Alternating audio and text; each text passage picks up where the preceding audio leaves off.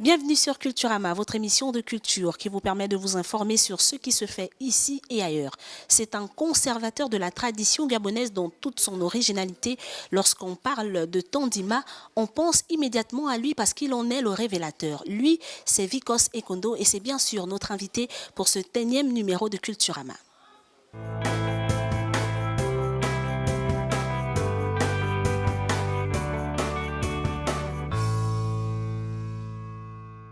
Oh, ya.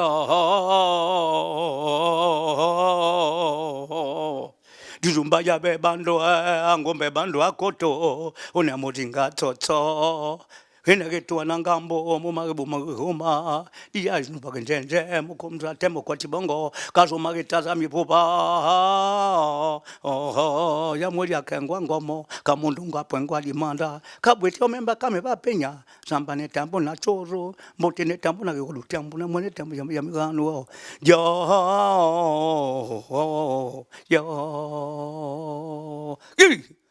yo. Merci, Monsieur Vikos, de nous recevoir chez vous. Depuis le début de votre carrière musicale, vous vous êtes intéressé, vous vous êtes lancé dans la promotion de la culture, si ce n'est de la tradition gabonaise. Si vous nous parliez de ce combat-là, parce qu'on estime, hein, en regardant vos vidéos, en suivant vos différentes scènes, que vous faites beaucoup dans la tradition gabonaise. D'abord, il faut savoir qu'est-ce que la culture. La notion du mot culture ne se confine plus dans les raffinements du goût, ni à l'étendue de l'érudition, mais en mêlant ensemble les signes, des symboles, des modèles, des comportements qui permettent à un peuple de se reconnaître, comme l'art de chanter, l'art de nous habiller, l'art de construire nos maisons, l'art de manger, l'art culinaire. Donc, c'est une manière de vivre et de communiquer. Donc, sans ces éléments-là, c'est à partir de là qu'on reconnaît un peuple. Donc, je me suis dit, pour qu'on reconnaisse le Gabon, il faut veiller à la préservation de la personnalité, de l'originalité et de l'identité gabonaise. On peut constater tout autour de vous et même sur vous déjà que vous êtes tout en tradition. Comment on peut appeler ce déguisement?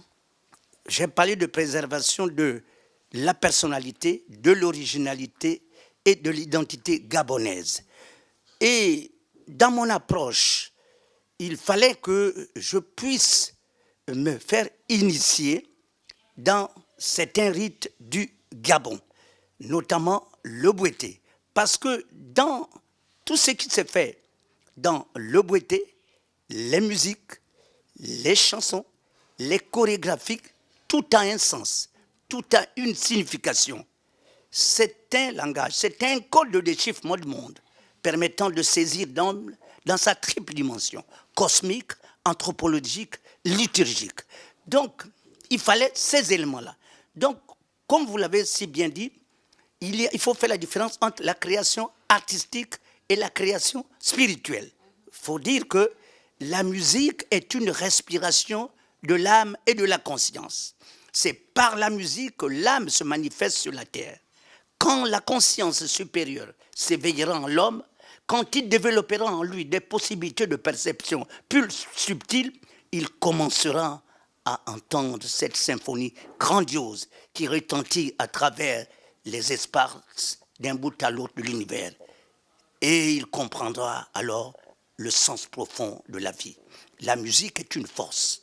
Chaque son, chaque vibration produit des mouvements dans l'espace et déclenche de puissance dans l'homme. Donc, ce que j'ai fait a une signification très profonde. Est-ce qu'on peut avoir, ne fût-ce que la signification des instruments qui vous accompagnent? Le Verbe qui a tout créé, qui n'a jamais été créé, qui demeure et demeurera toujours. Le kendo. Et ça, c'est le symbole de l'imitabilité, l'alpha et l'oméga, symbole de l'éveil, la queue de l'éléphant. Et ça, c'est le couteau pour se protéger partout contre les esprits maléfiques.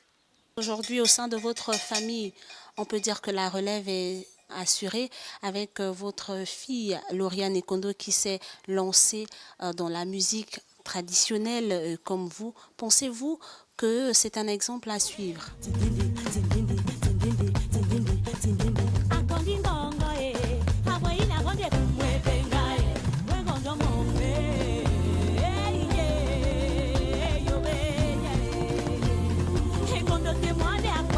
C'est un exemple à suivre parce que les gens ont pris l'habitude, ils ont reçu quelque chose. D'autres personnes, je n'ai pas. C'est des gens qui m'ont transmis cela. Il faut savoir transmettre, ne pas dire après moi, il y avait peu de personnes, avant moi, il y avait peu. Non. Il y a des gens qui nous ont transmis. Donc il faut transmettre à d'autres personnes et ainsi de suite. C'est comme ça que ça se fait. Et ça se fera. On a trouvé les chants, les danses. Depuis la nuit des temps, ça a été transmis de génération. Et je crois que c'est comme ça que ça doit se passer. Il y a un titre qui vous a propulsé, Le Tandima. Parlez-nous de cette révélation-là parce qu'on pense au regard de la vidéo qui parle de ce titre-là, c'est une révélation. Parlez-nous de cette révélation-là. Le Tandima est une expression culturelle contenant signes, symboles, lyriques de la plupart des ethnies du Gabon. Le Gabon a 45 ethnies et chacune de ces ethnies a une spécificité culturelle. Loin de constituer un antagonisme culturel, cette diversité est une source d'enrichissement. Elle est très enrichissante. Elle ne peut pas constituer un antagonisme culturel, mais plutôt c'est là où tout le monde doit se retrouver et préserver cette mosaïque culturelle pour l'amener à travers le monde. Et c'est déjà en quelle langue, Tandima? C'est en langue Tsoro, veut dire transcender. Il faut transcender. Transcender les clivages politiques, ethniques. Donc on transcende tout. Voilà. On s'achemine, Monsieur Vikos, peu à peu vers la fin de cet entretien, mais on aimerait que vous nous disiez quelque chose sur la tradition gabonaise, pour nous parler peut-être de son évolution de votre époque à nos jours. Le Gabon, c'est un pays béni, béni de Dieu, parce que non seulement nous avons opté pour la laïcité, la liberté de religion, la liberté de croyance, libre de croire ou de ne pas croire, mais seulement nous avons su préserver cet héritage culturel. Et nos précédents, les artistes ont fait ce qu'ils ont pu faire et il nous appartient à nous de comprendre que nous sommes dans un contexte de la mondialisation. Avec cette donne, c'est-à-dire il y a des avantages et des inconvénients. Si nous ne nous approprions pas le leitmotiv de Léopold Sédar Senghor, ouverture et enracinement, nous allons passer à côté. Parce que qu'est-ce qu'on recherche? Lorsque nous allons participer dans les grands rendez-vous du donner et du recevoir culturel, on nous demande d'apporter notre différence, notre originalité. Et c'est ce que j'ai toujours fait.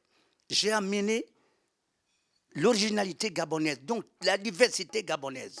Donc, c'était le lieu des échanges. Le grand rendez-vous du donner et du recevoir. Si vous n'avez rien à donner, vous pouvez donner à qui? Vous voulez seulement recevoir les autres? Non. L'ouverture et l'enracinement. L'apport peut contribuer à notre évolution, mais seulement il faut que nous restions nous-mêmes.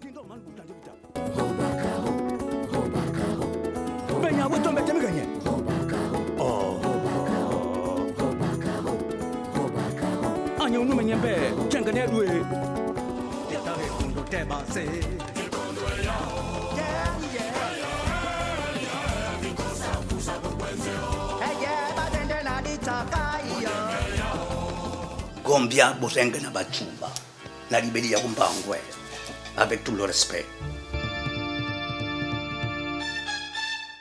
Okwandingia, Oandimawa.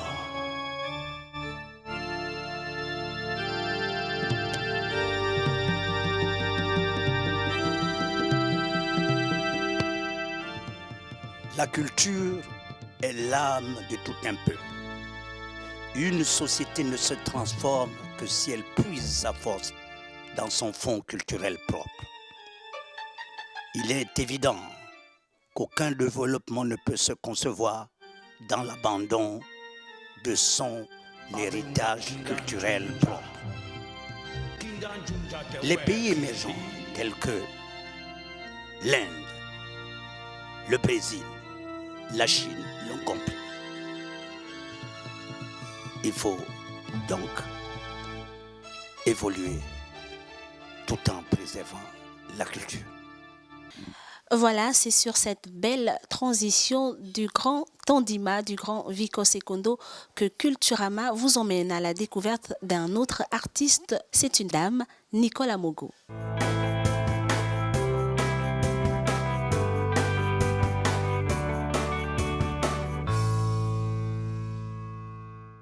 Nicole Amogo est une fierté de la musique gabonaise, c'est une valeur sûre. Et oui, dans le cadre de Culturama, nous faisons dans la promotion du talent gabonais dans toute sa diversité. Regardons cet extrait et retrouvons-nous juste après.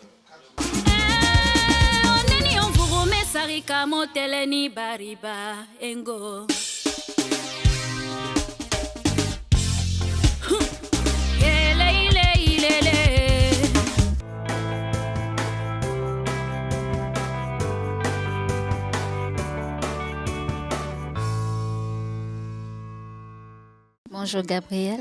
Comment allez-vous? Je vais bien. Alors, parlez-nous de vous, on veut tout savoir. Je suis Nicole Amogo. Je viens du Haut-Ogooué. Je suis mariée à Monsieur Renchonanga, qui est en même temps mon producteur-manager. Et je suis artiste. Au début dans la musique n'ont certainement pas été un fleuve tranquille. Comment faites-vous pour tenir le cap? Moi, pour maintenir le cap, d'abord, j'ai confiance en une seule personne, qui est mon créateur, éternel Dieu Tout-Puissant, parce que ma force vient de Dieu. Et le reste, c'est un travail d'ensemble. Mon mari, j'ai la chance de l'avoir dans ma vie, et il est là tout le temps en train de coacher ce qui est bon, ce qui n'est pas bon. Et mes danseurs, c'est un travail, on travaille ensemble, on se comprend. Parce que chacun apporte quelque chose pour construire ce que nous on présente au public gabonais. Les collaborations, Nicole en a à son actif avec des artistes locaux comme des artistes hors de nos frontières. On a eu déjà une collaboration avec Rogaboria. Qualifiez-vous ou comment voyez-vous votre carrière aujourd'hui? Bon, je me dis, la carrière d'un artiste ou d'une artiste, c'est comme une vie. La vie, on la vit. Et la carrière aussi avance telle qu'on vit. Donc il y a des connaissances, il y a des échanges culturels qu'on apporte dans nos carrières. Et c'est ce qui m'a amené à avoir cette collaboration avec Roga Roga, qui est un frère africain. Comment faites-vous pour travailler votre voix? Je n'ai pas vraiment un secret. Je m'abstiens de manger trop gras. Et quand je vais en studio pour travailler, avant de chanter, je prends un verre de glacé au miel. Et sinon, je n'ai pas de secret. Et on a constaté que Nicole Amogo chante le plus souvent en langue maternelle. Je suis gabonaise et ce sont mes origines.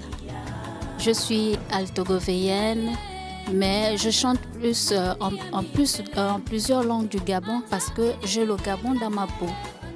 Donc je chante en Obamba, je chante en Baoumbo, je chante en Bangwa, je chante Nienen, Djebi et le Fang tout dernièrement. C'est vrai que c'est pas encore ça, mais ça vient un peu.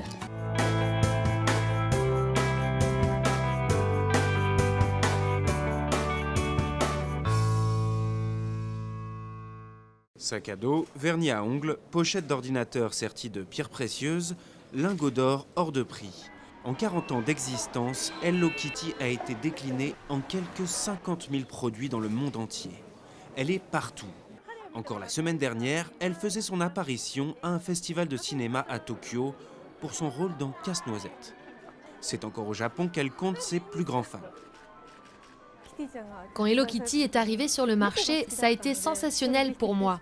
À l'époque, j'adorais déjà les chats. Elle était si simple et en même temps tellement mignonne. C'était génial, il y en avait de toutes sortes. Enfant, j'avais du papier à lettres Hello Kitty. Et rien que ça me rendait tellement heureuse. Je me rappelle encore de ce sentiment de bonheur. Kitty est née dans les années 70 au Japon, 30 ans après la Seconde Guerre mondiale, alors que les petites filles japonaises comme Kazumi commençaient à avoir de l'argent de poche. Aujourd'hui, elle est devenue le symbole international de la culture japonaise du kawaii, ou mignon. Mais une récente révélation est venue bouleverser les croyances les plus profondes des fans. La société Sanrio, qui commercialise la licence du personnage culte, a annoncé avec fracas qu'il ne s'agissait pas d'un chat, mais d'une petite fille anglaise. Les experts ont une explication. La ligne officielle dit que Hello Kitty a été créée avec l'apparence d'un chat. Elle a des moustaches, etc. Mais elle a bien l'esprit d'une petite fille, c'est une icône, une meilleure amie, etc. Hello Kitty a beau être présente dans quelques 130 pays, une partie de l'humanité reste toujours de marbre face à cette petite fille chaton. Mais selon la créatrice officielle, cela devrait bientôt changer. Nous nous préparons à concevoir davantage de produits destinés à des clients masculins, notamment des vêtements. Nous nous attendons à ce qu'il y ait plus d'hommes fans à l'avenir. De quoi peut-être encore faire gonfler les revenus de Sanrio et de tous ceux qui utilisent son image. Rien qu'au Japon, les revenus générés par Hello Kitty sont estimés à 2 à 3 milliards d'euros par an.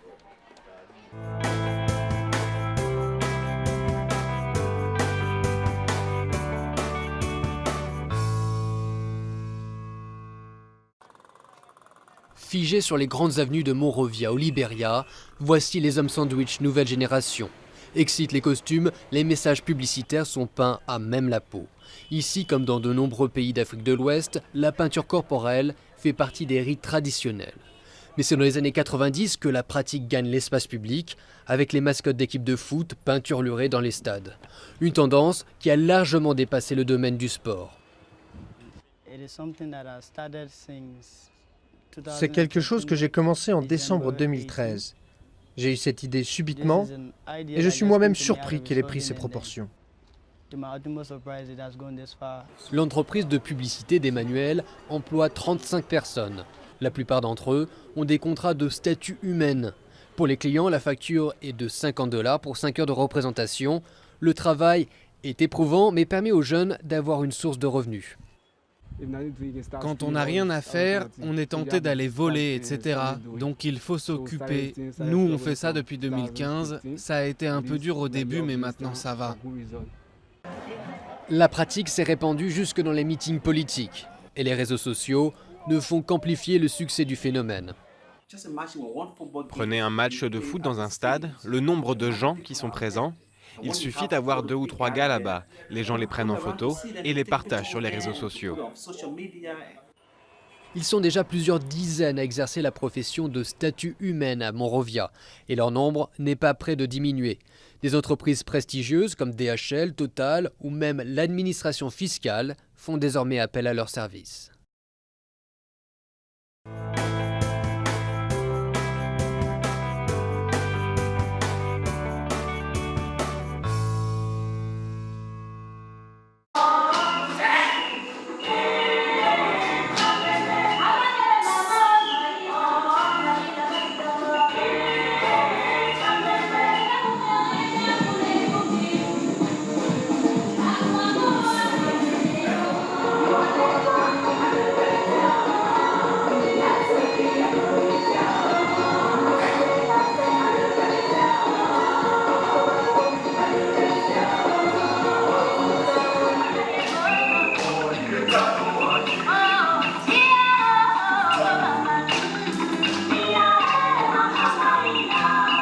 Alors, pour revenir à votre carrière proprement dite, qu'est-ce qui fait votre actualité? Je suis en train de travailler sur un titre, mais je préfère vous dire d'attendre la vidéo pour voir ce qu'il en est. Mais le titre de la chanson, c'est Tir groupé.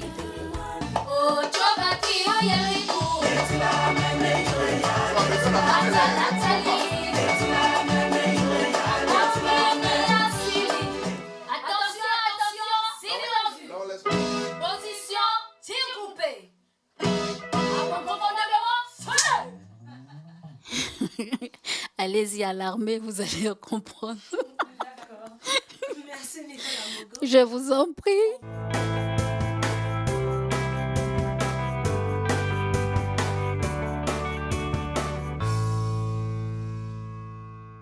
Mon mot de fin, c'est vous encourager. Merci de venir vers nous, les artistes, pour faire comprendre, pour montrer à nos fans comment nous on se porte et pour montrer à l'extérieur, parce que c'est pas seulement le Gabon, c'est montrer à l'extérieur comment ça se passe au Gabon, quelle est notre culture, qu'est-ce que nous on fait, ce que nous on peut apporter chez les autres et ce que nous on peut ramener de chez les autres pour le Gabon, parce que c'est un échange culturel.